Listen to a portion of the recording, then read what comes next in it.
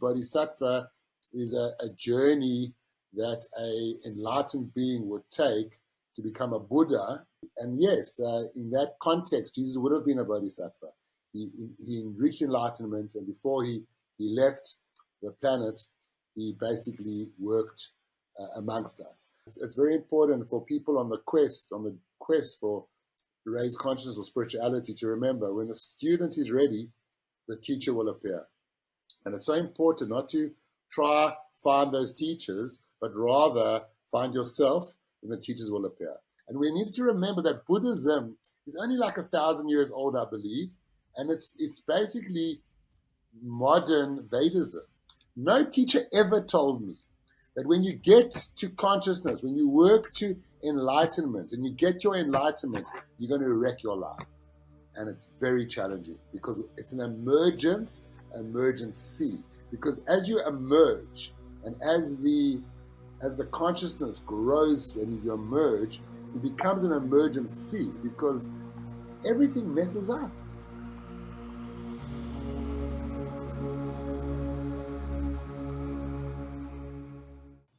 Greetings, seekers of ancient wisdom.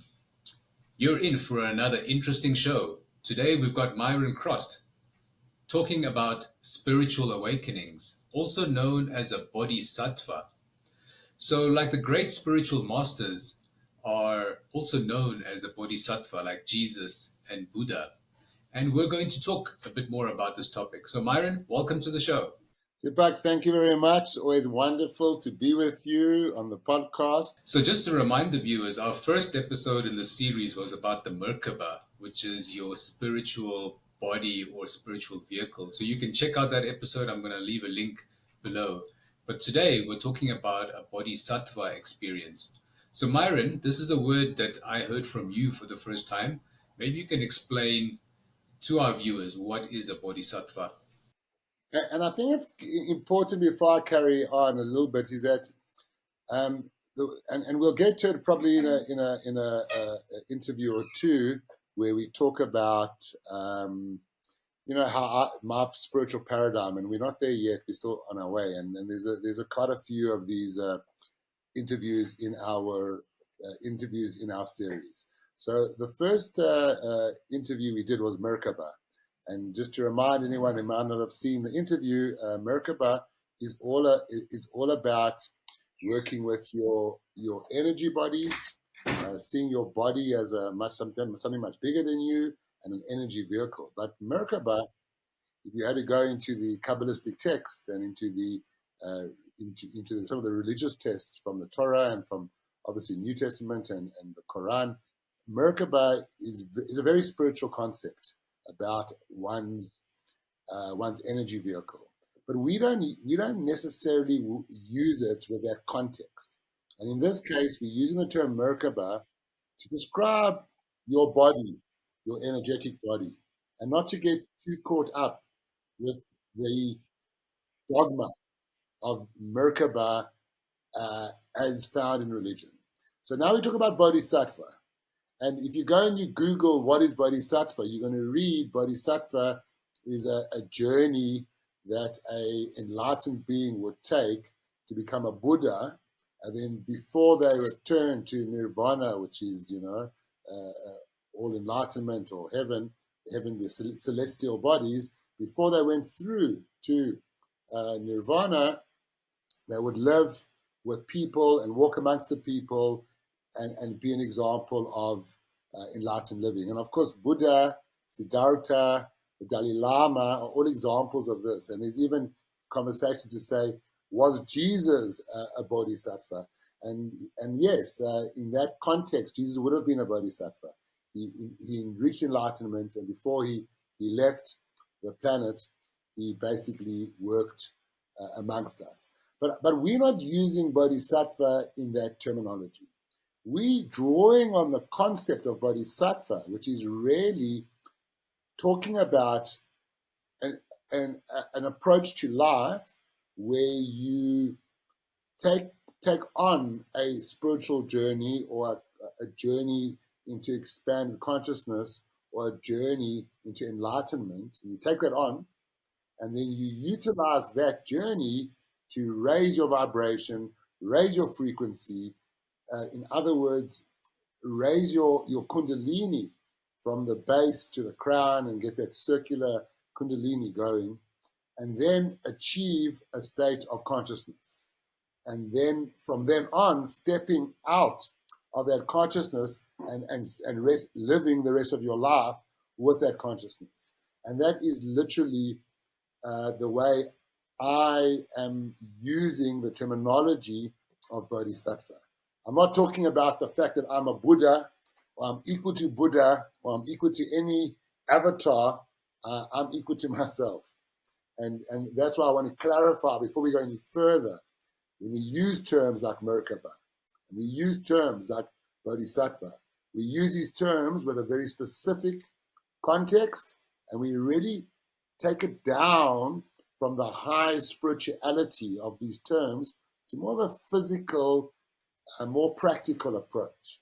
And as we move on and we talk about old reality and new reality, we will understand that when we move into a new reality consciousness, a polarity reality consciousness, it's important to try not to use terminology that is weighted, full of weighting and full of precepts and concepts that might create misunderstanding.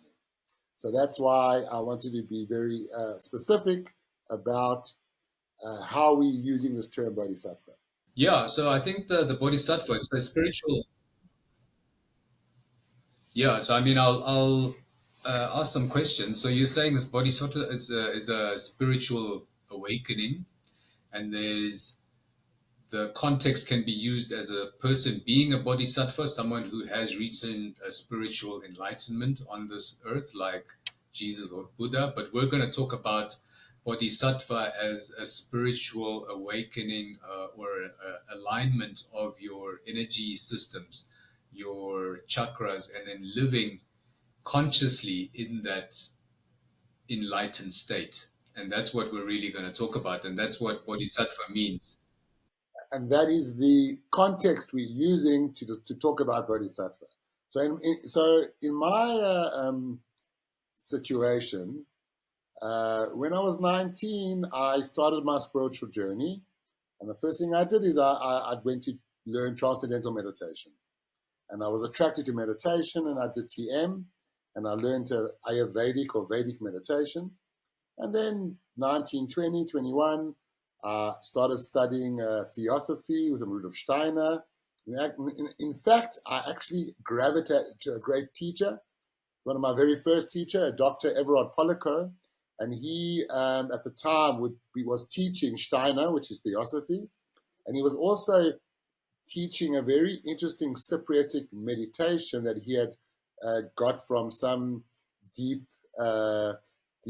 spiritual group in Cyprus, and he was my very first meditation teacher, meditation guru, or mentor. And it's very important for people on the quest for raised consciousness or spirituality to remember, when the student is ready, the teacher will appear. And it's so important not to try find those teachers, but rather find yourself, and the teachers will appear. And because it's more about you being ready for the next step, and then the next step arrives to help you with that next step. So that was my 19 to 2021, finished university, went traveling around the world for a year, came back, and carried on my program.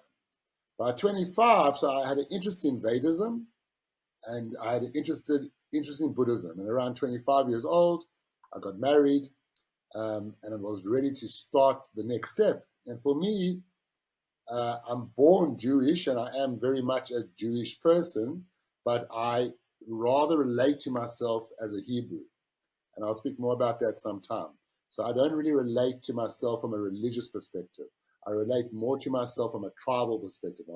I'm part of a tribe that goes back 800 years in where we come from in Lithuania, and goes back 3,000 years and 6,000 years, and it's a tribal consciousness.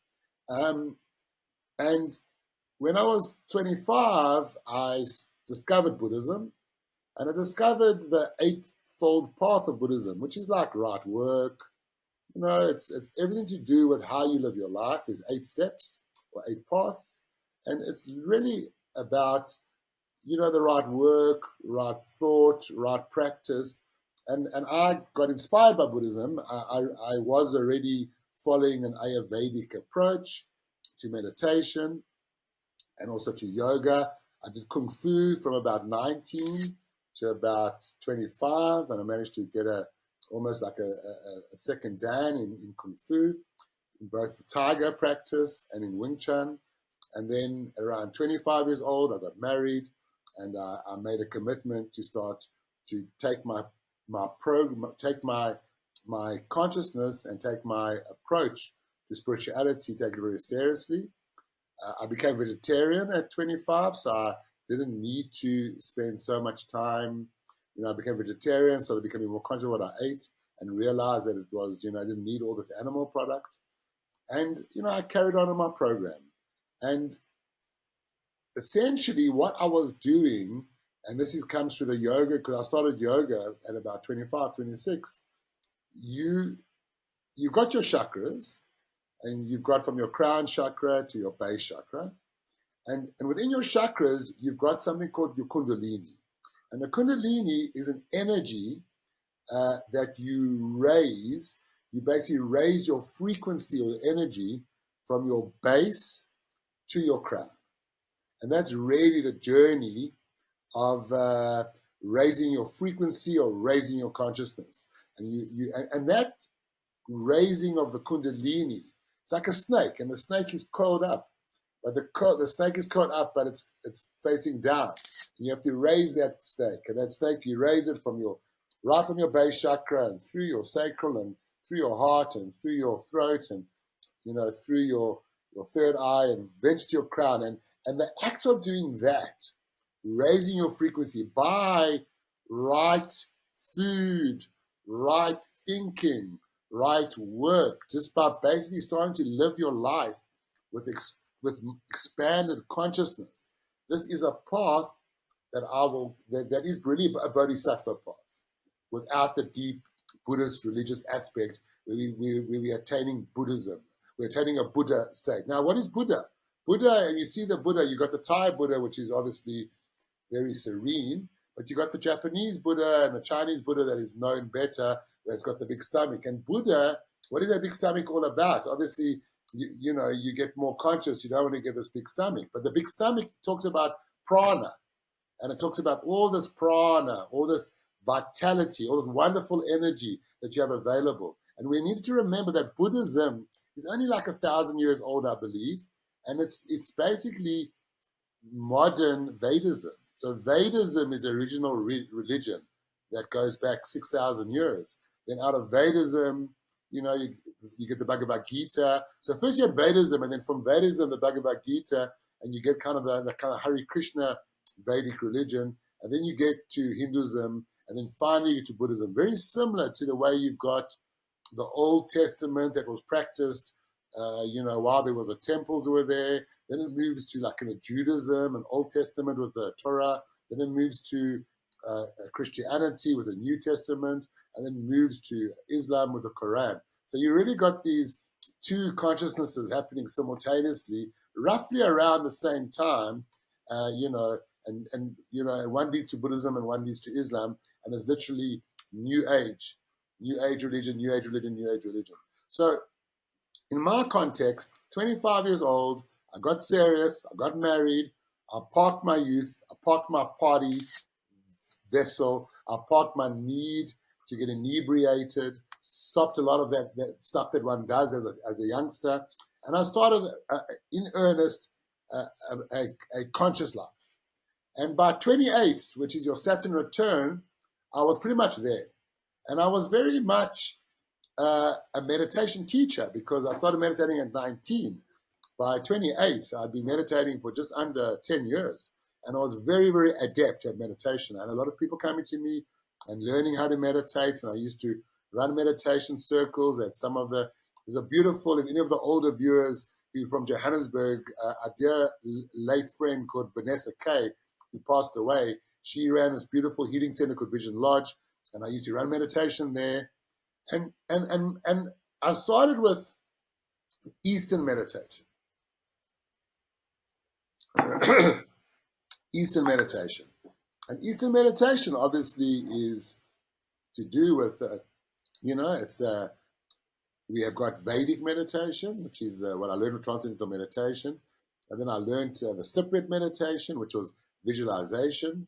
And then by the time I was 28, I got connected to ancient Kabbalistic Hebraic meditation, which is actually under Merkaba.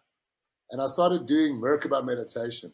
And there's a famous rabbi called Rabbi Akiva around the time of 2,000 years ago, the time of Jesus, when the second temple fell, and they moved the seat of mysticism, moved from Jerusalem to a place called Sephora.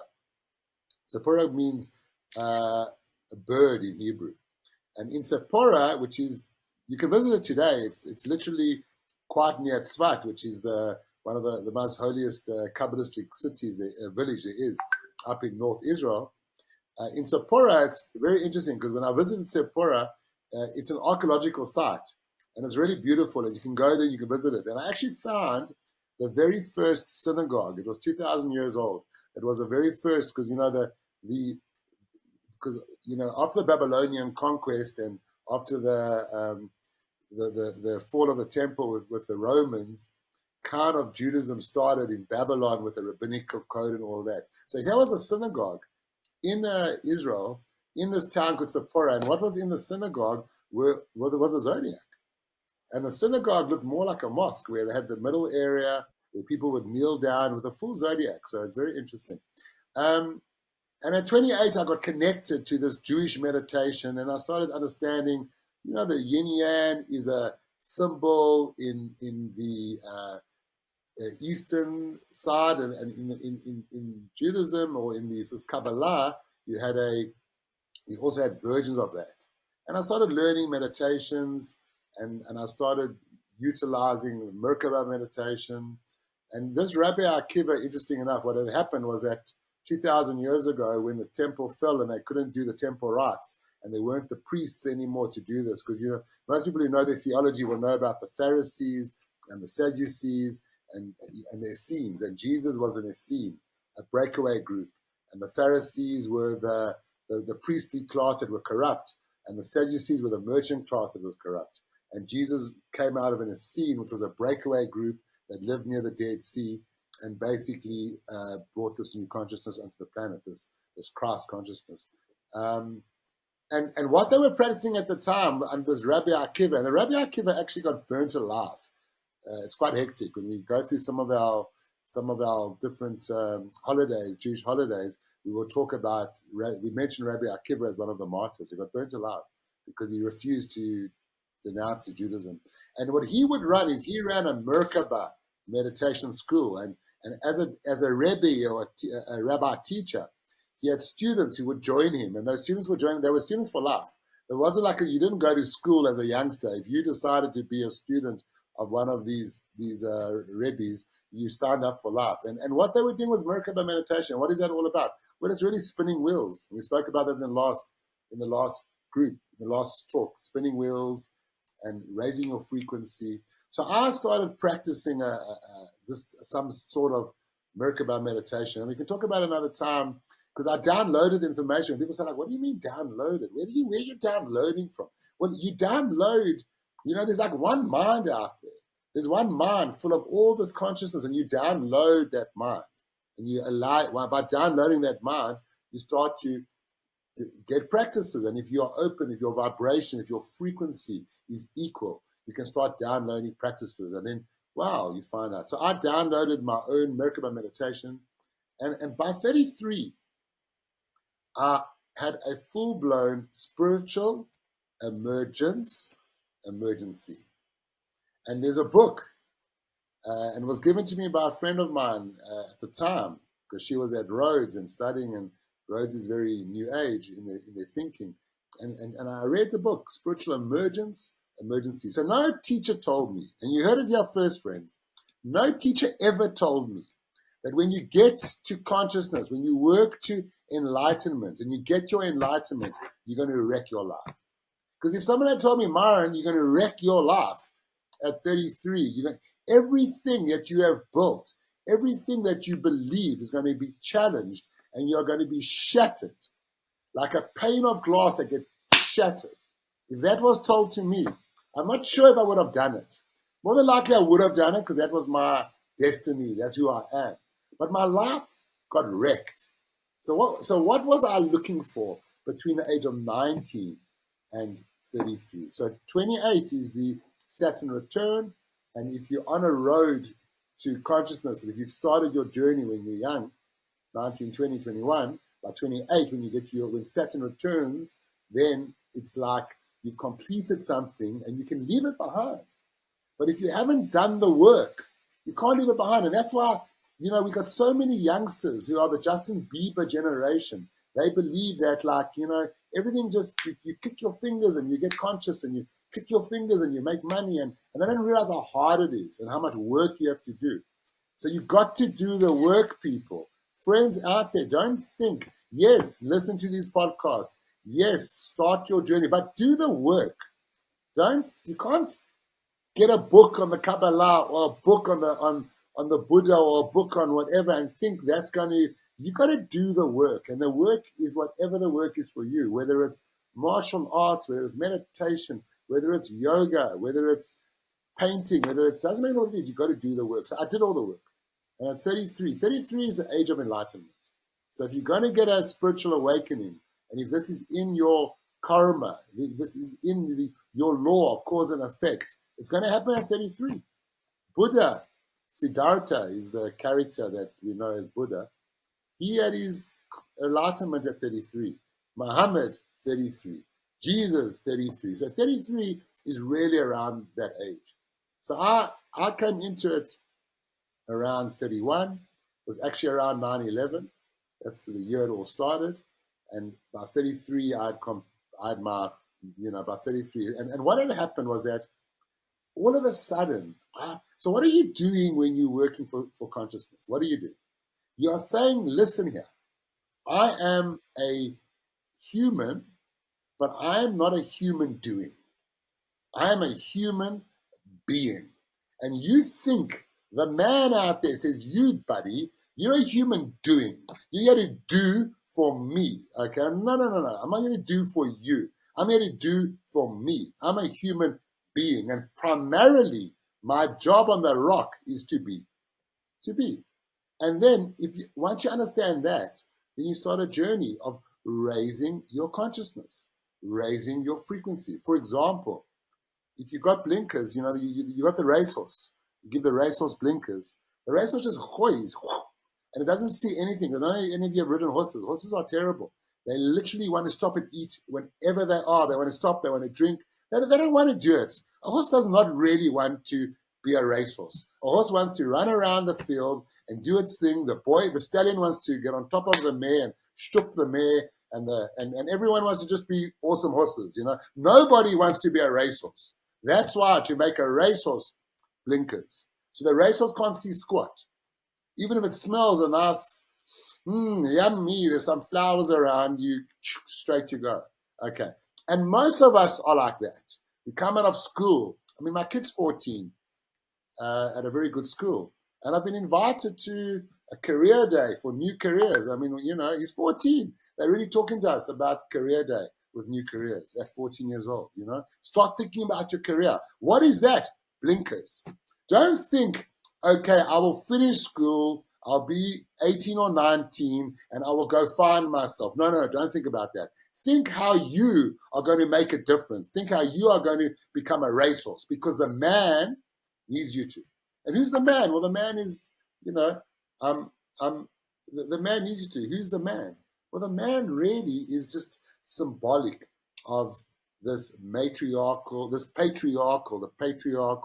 toxic way that we have been told how we need to live our lives. So that's the blinkers. Now, if you remove your blinkers, all of a sudden what happens? You can see more. You can start to see more.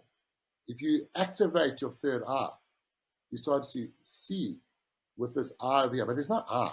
People think they've got this, there's not real eye, but there is vision where, you look through your eyes, but you don't always see. You look through your eyes, but you see through your third eye. Your third eye brings it all together. Left brain, right brain crosses in third eye. I mean, it's so interesting that, your right hemisphere controls your left eye, and the left hemisphere controls your right, that it's all swapped around like a camera lens. It's fascinating. So what is the third eye doing here? Well, the third eye is here to bring it all together.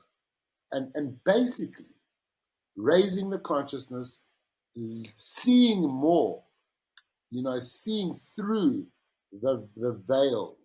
And the Buddhists call it samsara. When you're born, that's why the baby arrives crying. Goes, oh my God, I'm born. I'm here again. This is terrible. I come from heaven. I was in a beautiful state. It was awesome. Then I was in this lovely, warm little bubble, and I was a little fish, and I was swimming around. I thought I was a dolphin. I first thought I was a lizard, then I thought I was a dolphin, and now I'm here. And the baby screams his heart out. And what happens is samsara happens. Samsara is a veil of forgetfulness. And thank God for that, because if you don't forget, you're never going to do it. Deepak, you've just recently had a child, and your second kid you've had, and you forget what you went through, because if you didn't forget, you wouldn't do it again, because it can be hardcore. Life is hard, Bearing children is hard. Raising kids are hard. So once you remove the veil of consciousness, the veil of forgetfulness, so raising your consciousness, raising your frequency, and starting to use more of your brain. And today, when I do my talks on the endocannabinoid system, which we'll get to in the future, I have a character called the brain. So the brain is my character for hard, because often I talk to people and I'm just right over their head. It's like, what is this guy saying? I don't even get a word. So then I say, hi guys, do you know the brain? Who's the brain? And then I see who's listening. The brain. So the brain, right? You know what the brain is? The brain. The brain. The brain. We use so little of our brain. We know that we do. So why not use 1% more? Why not use 2% more? 2% more. Why not use 5% more? And that's what I set out to do. I set out to use more of my brain. But how am I going to do that? Well, I'm going to do that by the right, everything doing it correctly, like, the kung fu, the yoga, the meditation, the vegetarianism, the not doing any work that was like the wrong kind of work, like, doing things that are downward spiral. And then I get to use more of my brain. And by 31, between 31, from 28 to 33, 31, boom, it's there. It's here. The consciousness arrives. And yes, you normally need a something that is this, that gives you a wake up. You normally need something that gives you a bit of a clap, just to push you out of your fear. Because we all are, we have love, and the love's easy because we drawn to the love. But the opposite side of the love, I can find my camera. The opposite of the love is the fear, and the fear is what you have to overcome many steps on your road to consciousness, on your road to enlightenment. Now, I don't like words like enlightenment. It means that I'm more enlightened than you. That's rubbish. I don't have to be more enlightened than anyone. It's like, so yes, enlightenment is a heavy word. I like the words like frequency and consciousness, and so you raise your consciousness. And now all of a sudden, I'm 31 years old or 33, and I've got all this beautiful consciousness going on. And I'm starting to and all the learning I've done is starting to come through. And what happened was that I had a pivotal life experience that then pushed me through the fear, where I stepped out of my society. At that time, I had a wife that I'd been married to for 7 years. I had a 4-year-old child. I had a 6-month-old child. I had a business. I had a house. I left it all. I just went to the mountains. I just went walkabout.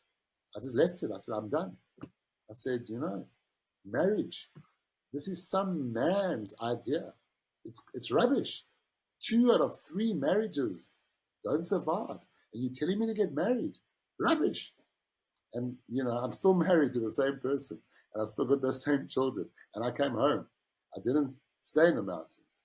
But yes, like marriage, wow. Business, what's it for? Like everything I got taught was crap. As I grew up and as I got a little corporate experience and did this and that, I realized it's just promises and lies.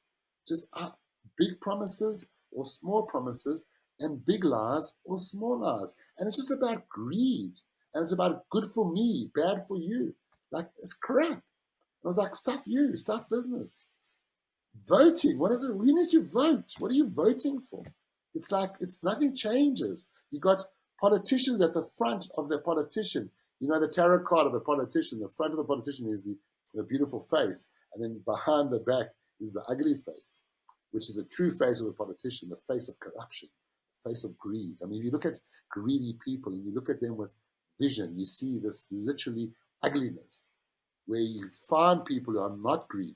You find people, they're beautiful because it comes through. So I turn my back on all of that. And in the East, when this happens to you, you are living in India or, some Buddhist country or Hindu country, and you're of a certain class, and you get an enlightenment going, and it's normal. It's normal for young seekers. In every family, there will be a seeker. And that seeker, it's normal. And you come into your consciousness because you've been working hard from the age of 19 to 30. And you come into your consciousness, and what do? They say, Myron, well done for achieving your Bodhisattva. Well done for achieving your first step. Here's your begging bowl, and here's your loincloth, and here's your sandals, and off you go. We'll see you in 2 years. And off you go. And that's the story of the time. You go and you wander around. And either you never come back, and you find your way to a cave somewhere, and you become one of the famous ascetics, someone who lives away from everyone and never comes back, or you come home. But you come home, and when you come home 2 years later, they're all waiting for you. Your wife is waiting for you. Your children are waiting for you. Your family has covered all your expenses, and everyone is, yay, our boy is back. Our girl is back. And they're enlightened, and now you start your journey, 2 years to ground. But in the West, what happens to you? When you have a spiritual emergence followed by an emergency, what happens to you? Psych ward. That's what happens to you. You are clinically fucking, excuse the language, clinically crazy. And they put you in a psych ward. And they drug you. And they reduce your frequency and your consciousness using drugs to make you dense, to make you forget what's going on.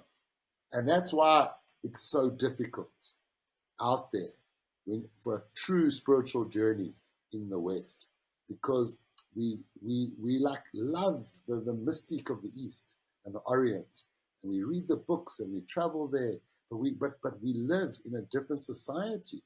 And if you come into your consciousness, if you come into your enlightenment, and you do it at the right time, and you're a youngster, you're 30 years old, you're a baby, I'm 54 today, 30, what do you know at 30? And you come into this, and it's very challenging because it's an emergency. Because as you emerge, and as the consciousness grows and you emerge, it becomes an emergency because everything messes up because you don't feed it anymore. And you're not prepared to feed it anymore. You're not prepared to feed the man. You're not prepared to be a human being. You want to be that human being, and you've realized that everything you've been taught is rubbish. They told me, get married, it would be great, and be faithful, and I was, and I did everything right. And then after being married for 7.5 years and being with my wife for a long time, it was like the love just turned to fear and turned to fighting and turned to dissent. It was terrible. They told me, buy a house, buy property. I bought the property. After 5 years, the property lost all its value. And I didn't make any money on the property, and I lost money on the property. They told me, start a business. I started a business. But I couldn't sustain the business because there was a recession. And the recession caused the interest rates to go up 10%. And how am I supposed to know what to do? So everything they told me was a lie. They lied to me. They told me, and I saw through it there and then. And I realized, what now? So first step, and if you are listening to this and you are going through a spiritual emergency, and what happens? The first step is you need a break. You need a break from everything. You got to talk to your family and say, hi, family, this has happened. I need a break. And you go off for 6 months. And you just let yourself go a bit. Go to the mountains. Go to the desert. South Africa's got lovely mountains and lovely deserts. Go somewhere. Go find yourself where there are no people, where there's just energy, where you can find yourself. And after 6 months, either go off, and that's you, and you never come back. And I don't recommend that, because that's not what we need. We don't need more people outside of society. We need conscious people in society. But what I do recommend you do is come home. So what happened to me after 6 months? The signs brought, like the visions brought me home. So what would I do then? You know, I had all this consciousness. I had combined Eastern meditation and Western meditation. I'd raised my Kundalini. I had total flow. I had my third eye opened up. My crown opened up. I had everything I'd worked so hard for, you know. But people around me said to me, man, you are crazy. You batshit crazy. And I was batshit crazy, because you're supposed to be batshit crazy if you go through such a bodhisattva, such an experience. And then I went walkabout for 6 months. And at the end of 6 months, you know, what I did then is when I went to sleep at night, I would, you know, work with my guides or work with my angelic supporters. And when we move into the next episode, which we'll talk about what happened after I came home, I'll explain to you what happened in my journey and who my support is from then. And I've never ever not had that beautiful, loving support of this celestial support. And I would ask those questions. I was like, you know, give me a sign. Give me a sign. What will help me? Give me a sign that I know what to do, because I was confused. And the next day, I had 3 things happen in a row. It was quite amazing. And one of the mad things I did, I'll tell you one of those signs.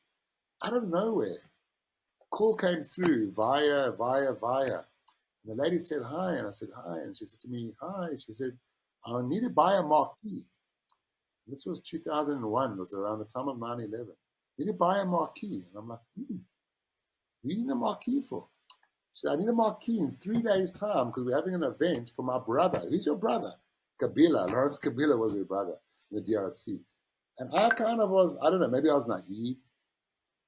Didn't make a difference. I believed what she said, but she was legit. She was Kabila's sister. And I sold her a marquee. Now, I hadn't made any money for 6 months. And out of nowhere, I sell a marquee to the president of the DRC. I mean, come on.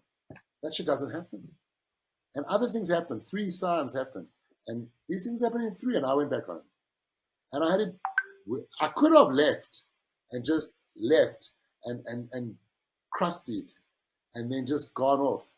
But that wasn't my karma. That wasn't my life.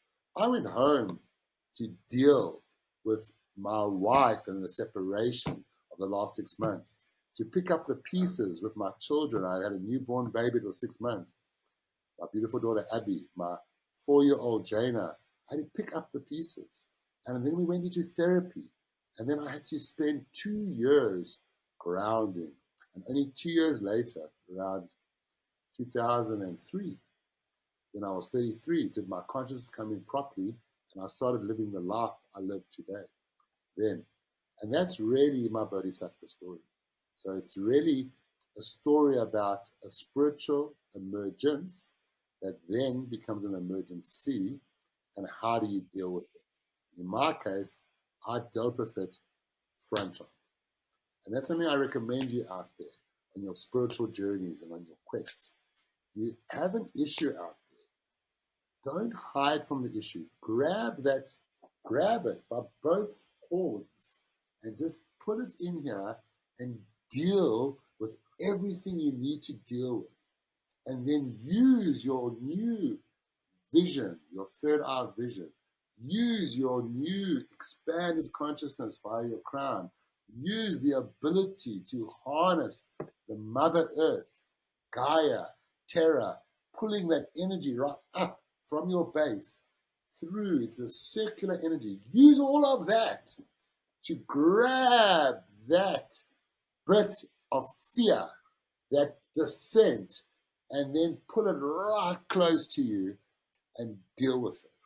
And don't run and don't hide, and man up or woman up or whatever you are up, just get up. And that's my story of Bodhisattva. That's my story of enlightenment. And I've been living this life ever since. I've never, ever not lived a spiritual life.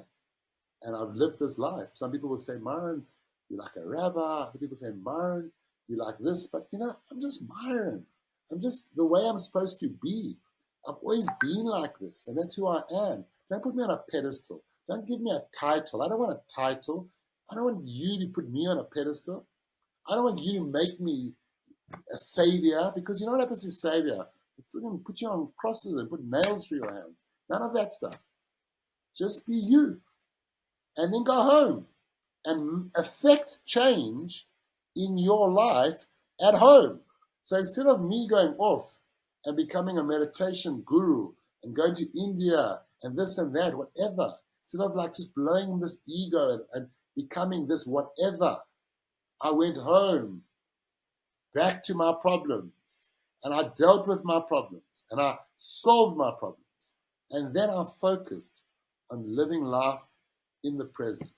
And I focused on being a better human being, and I've never stopped focusing on being a better human being. And through that, you finally will get there. If you practice, first step is raise your consciousness, do the work, use more. And once you've got that down, the next step is try your best to be in the present. That's what I call the present, the gift. Try your best to be in the present. And slowly, you can't just wake up one day and say, today I'm in the present. It doesn't work like that. No, you're not in the present. You're in the past in your mind, or you're in the future in your mind. If you want to be in the present, then you got to practice. So today you do this much, and slowly, slowly, slowly, you expand being in the present until you're in the present. And then once you're in the present, it takes a couple of years. Man, the woman, the present is the place to be, because everything is available, and it's very easy to live a gilded life, a golden life, a wonderful life, because you've got your tools, you've sorted out your consciousness, you've grounded that energy, and now you focus one day at a time, being in the present and becoming a better person, a better human being. And yes, then you can become, so you're always a human being, but you realize, okay, as a human being, I need money. Without money, I can't do anything.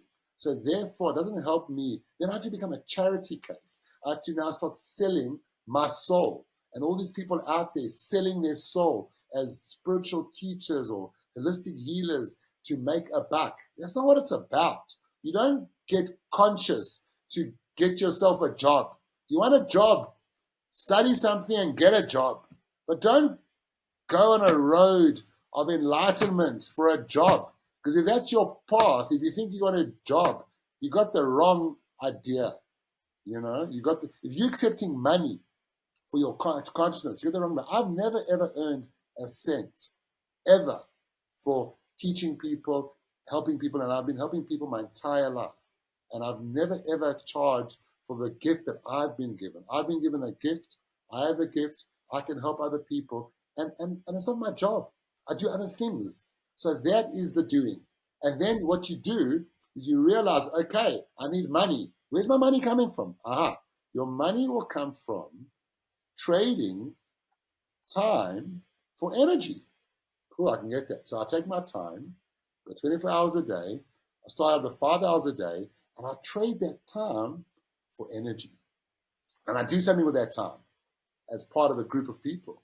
And then I get given money, which is energy. Then I can use that energy to then go back into the system and live my life. And therefore, all of a sudden, you want money, you have money. You want time, you have time. But you are a human being fundamentally. And the art of being human is being present. If you're present, that's all it's about. So there you got it. That's Bodhisattva.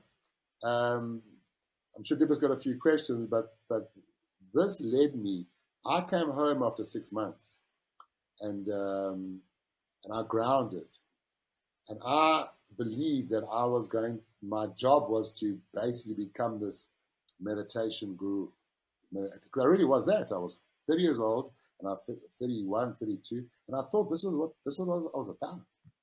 But it wasn't to be, because 6 months later, I met someone, a 50-year-old woman, and she introduced me to a whole new way of living, a whole new consciousness, and that is what we're going to talk about next time, which I call the polarity verse. So next time, when I'm back here, we will talk about introducing the polarity verse.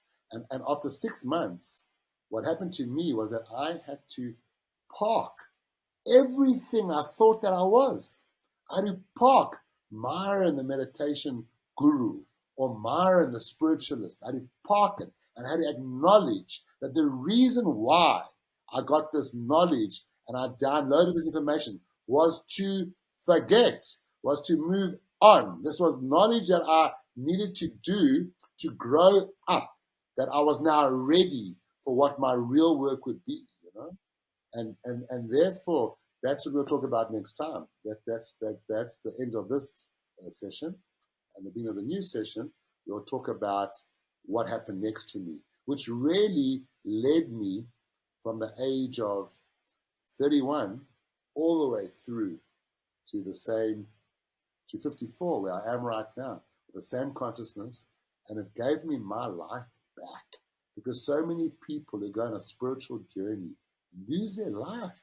You lose your life force. You lose your joy de vie, because you think you have to become something, but you don't. You're learning these skills. You're learning these tools as part of your work. Doesn't mean, so you basically become a professional tennis player.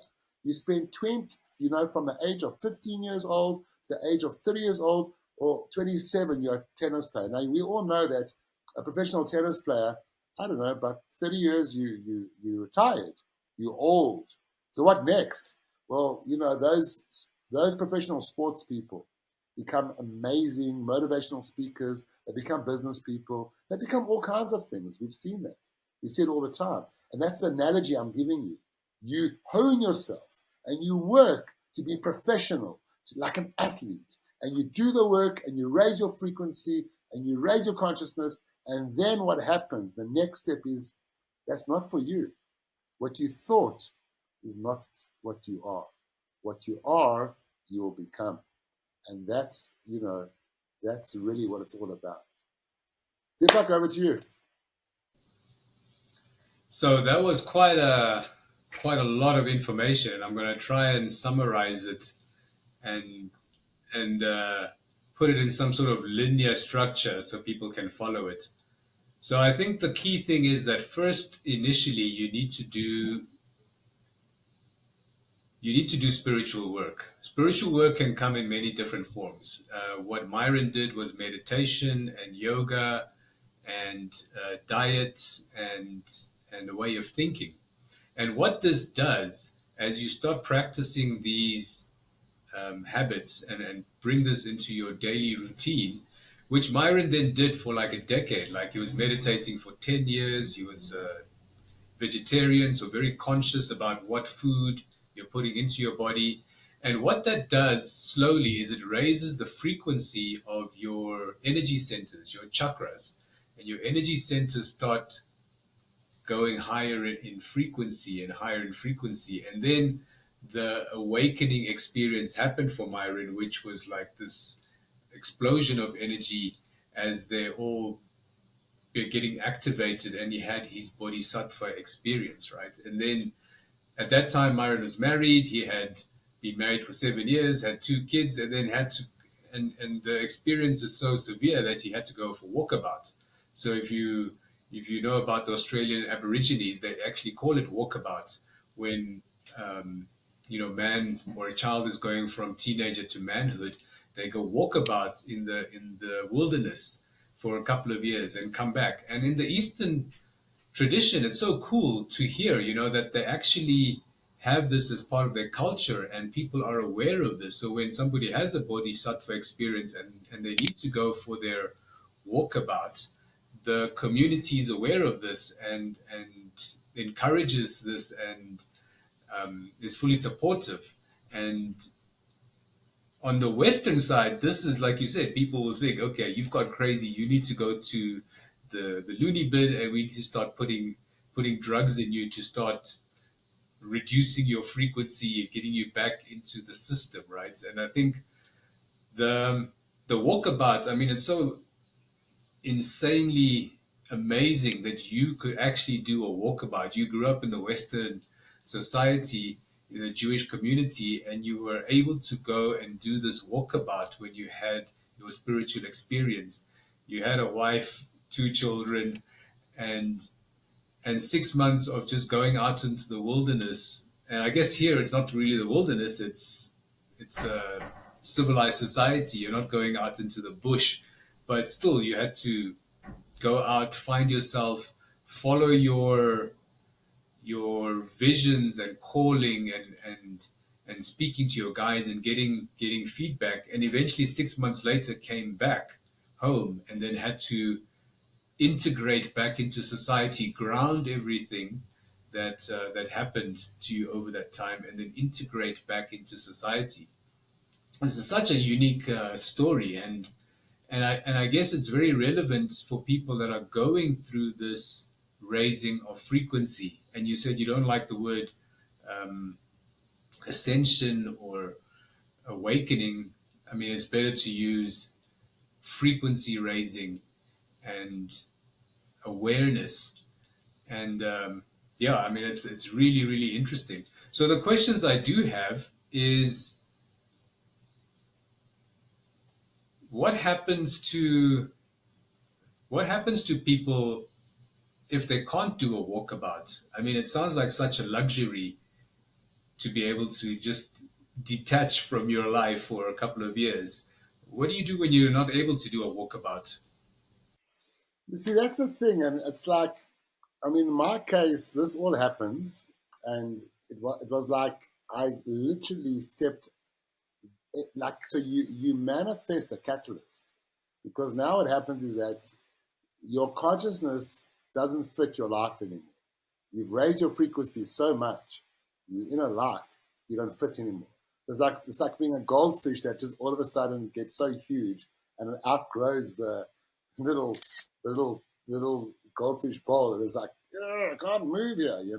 And eventually the goldfish goes, and it just breaks the bowl, and the water runs out like in Nemo, and you flow out and you find your way, luckily, and you get yourself through the sewer and you get yourself to the river or the sea, and now you're in the big sea, and you're not that gold. You're still that goldfish, but you're a big goldfish, but you're like in the big ocean.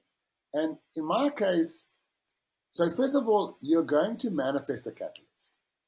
And a catalyst is something that helps you get past the fear, because our biggest problem is fear. The fear holds us back. So the catalyst is something that your inner being manifests for you to just help you through it, whatever the catalyst is. And then it depends on your support. If you are fortunate and you come from a family that is supportive and a family that is intuitive, like my mom, my late mom, who died a couple of years ago, she's a wonderful one. She was a wonderful, wonderful woman, and there had been mental issues in her past, in her family, not her, but her sister and other people. So she was very worried, like, could my son be going through something like this? But she gave me the benefit of the doubt and said, what my son needs is time and space. And So in my case, I was highly fortunate. I created a catalyst to help get me past the fear. I manifested that. And I then had this wonderful supportive mother and family that then held me for 6 months. And my entire family stepped in and held me. And if you don't have that, and I've seen it, because I support a lot of people through my work at the green side. I get people coming to me a lot. And I see what happens to people who don't get support. And unfortunately, if you can't, you get to this point of enlightenment, and if you get to this point of higher frequency and higher consciousness, and if you cannot take that time to let yourself expand and ground it, you're going to have a crisis. And more than likely, that crisis is going to literally push you into conflict because you become very aggressive. At that time, I became very aggressive. I could read someone's thoughts. So if someone came into me and was thinking, man, this guy's nuts, I was like, you think I'm nuts, but I'm not nuts. You know what I mean? And I could read, and you get, because all of a sudden you get these skills. You know, you get all these new skills. And those skills, and the problem with all of that is that it can push you into some conflict. And you can land up being incarcerated. I mean, I know people who've landed up in psych wards, who've landed up, and it's one of the things, you know. So a spiritual journey, a journey where you are embracing higher consciousness, we are raising your frequency, is not for everybody. And maybe it should be a warning out there. If you don't have the support structure and you land up getting into the state of Bodhisattva and the emergency, you're going to be in trouble. And there's no way out. So there is no way, Deepak. If you land up in that space and you can't go walkabout and you can't release, like separate yourself from the muck, you're going to have a problem. And then, you know, what I don't know, you know, there is no answer. You're going to land up in the psych ward. You're going to land up in jail because you're going to get mole. And when you get mole, people don't like people who get mole. They get manic. They call you a manic depressant because you're now manic. You have a manic episode. They've got words for it. And they're going to drug you back down. And your manicness will not be accepted because that manicness, people get uncomfortable. When people are manic around other people, they become very uncomfortable. So it's a warning, friends. You know, this is not an easy path. Do not think that the path of raised consciousness and frequency is an easy path. It's not for everybody. It's only for those who are coded. And if you're coded for it, it's all going to be fine. It's going to be loving because your inner being, your outer being, all of you is going to make sure you are looked after and you're nurtured because you're coded for you. It's in your coding. But if you're not coded and you're doing it like forcing something that isn't really there for you, you're not going to get it. You're going to have a bad repercussion. And that's really the answer to that question. So you mentioned you did a lot of work and you were obviously looking for this experience. You were doing meditation, transcendental meditation, studying it, practicing it daily, doing the yoga. And when you had the spiritual awakening experience, that slap that you mentioned, you were aware. Okay, this is sort of what's happening to me. I mean, surely it must have been a shock, but you were still aware, like, okay, this is what's happening. Is it possible for people to have a spiritual awakening without doing any work? Yes, that's a funny thing. It is. It happens. And in this particular book I had called Spiritual Emergence-Emergency, and it's a beautiful book, and I forget who the author is, and maybe Jung and may not be. I have to check it out because it's a long time ago. And in the book, it explains that there are 3 ways to land up in the space. Way number 1 is Kundalini, which is the way that I went. Okay, I raised my frequency and did the work for 10 years. Way number 2 is where you take shamanistic drugs. So not drugs, shamanistic plant-based medicine. So you go and you do an ayahuasca ceremony, or you do a mushroom ceremony, or you do a San Pedro ceremony, and all of a sudden, boom, it opens you up and you're in an emergency. And the third way is actually people take regular drugs, narcotics. And by taking these substances, these chemical substances, whether it's MDMA or LSD or any of the other ones, um, they land up there. And I found myself when I was going through my emergency, and I prefer the word bodhisattva because it really is a bodhisattva. An emergency has a negative connotation. And when I went through this, I landed up in the company of both people who were shamanistic and people who were drug taking, and it often happens like that. So yes, if you've done the Kundalini, it's the safest way. So people out there who want to do this work and are attracted, there's an affinity, like there's a like attraction. Those people, if you want to do the work, what I recommend to you is do not go the shamanistic route. Go the route of Kundalini. Go the route of yoga, meditation, practice, martial arts, whatever it is, raising your consciousness. Because if you go the shamanistic route, which is a quick fix, and all of a sudden I've had someone very close to me very recently. They took some stuff, they expanded their consciousness, and then they were stuck. And the problem is it's very difficult if you just land, like I'd spent 10 years and I land up in a space. But if you land up in that space after 6 months or 1 year, you're in deep trouble. And if you land up in that space, because so yeah, it may just be, it can happen. There are 3 ways of landing up in this space. And you have to work through it. Like anything, you just have to work through it. And then if you did have the expansion via shamanism, you will then have to do the work afterwards. And if you got there via taking substances, then you would also have to do the work afterwards. But what's different now to before? We've spoken a lot about it, and we'll talk about it in the next session. We're in a new reality. There's a new frequency on the planet. And that means the hard work we had to do when we were younger, 20 years ago, 30 years ago, the hard work, because the planet was very dense. It wasn't easy to attain the consciousness. Now, it's like this. There's such high frequency. And there's so much consciousness coming out that's distorted. So there's real consciousness and there's distorted consciousness. And people are coming awake, like without the work.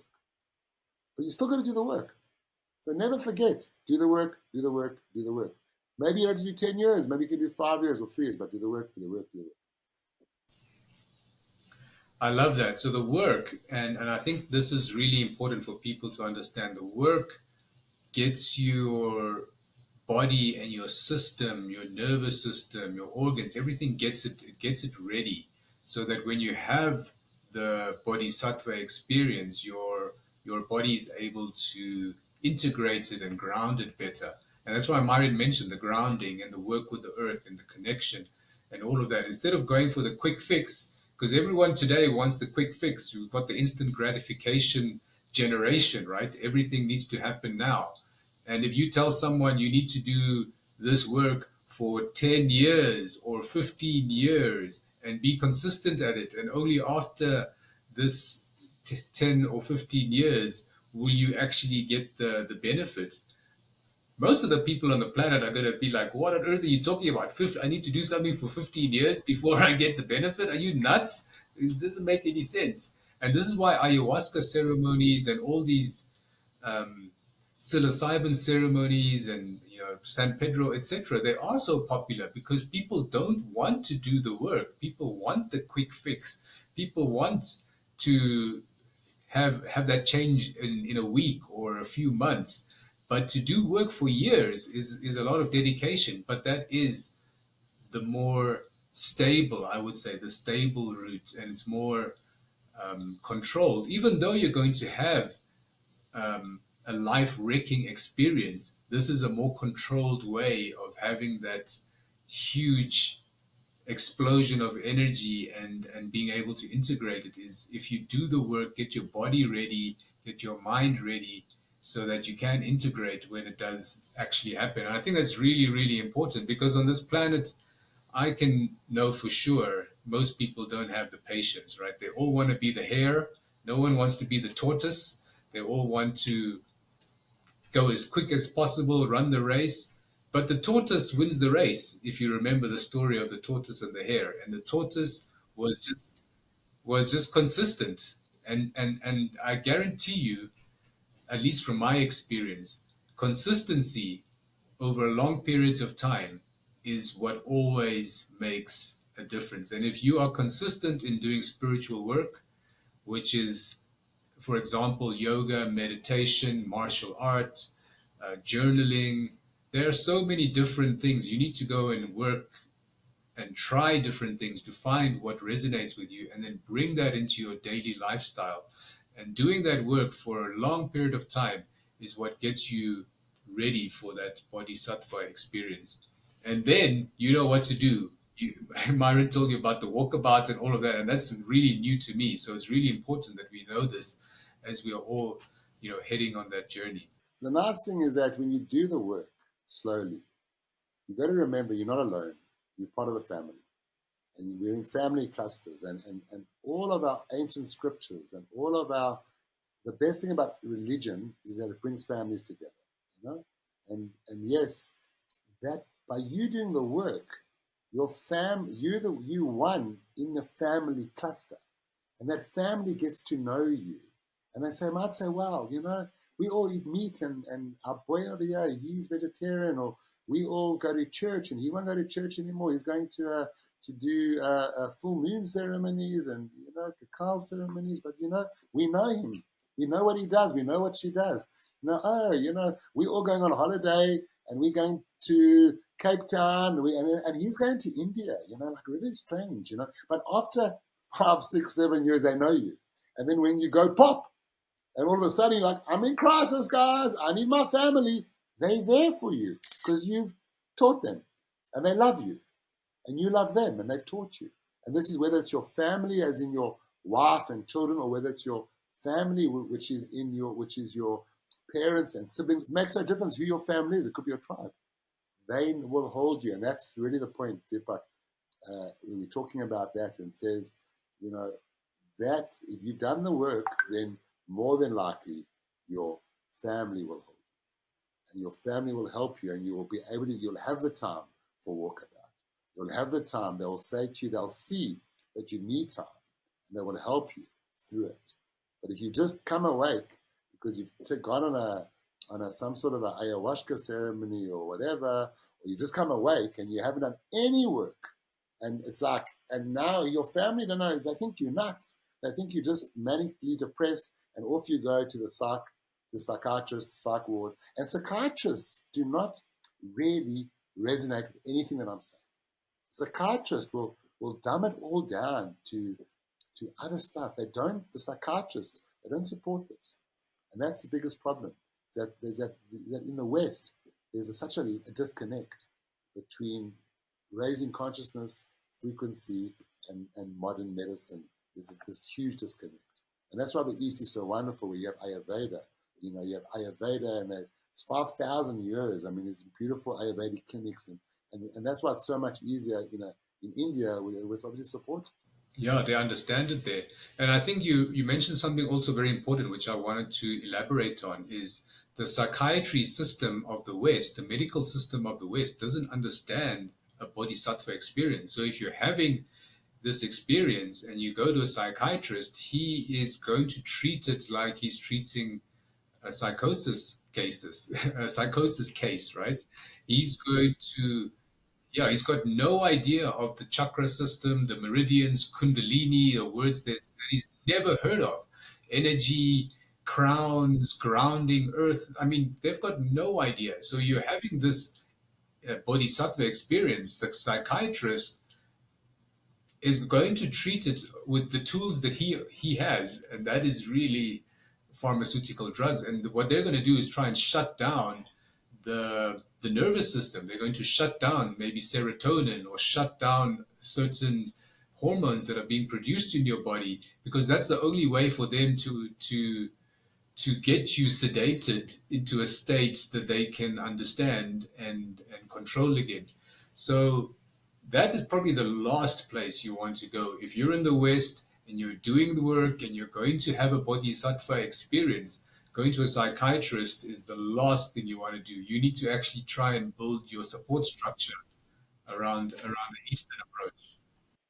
That's why you have to be so careful because you become manic. And the minute you become manic, psychiatry says, aha, bipolar, manic depression. And they understand how to treat that. And then all of a sudden something happens and there's conflict and you're not grounded enough to deal with the conflict and you end up being incarcerated. Where someone you go to a psych ward and once you're in a psych ward, there's no way out. You have to dumb it down because they won't let you out otherwise. You can't say, well, I'm speaking to my guides, let me just check with Archangel Michael what's going on. No, it doesn't happen. There's no Archangel Michael in the psych ward, guys.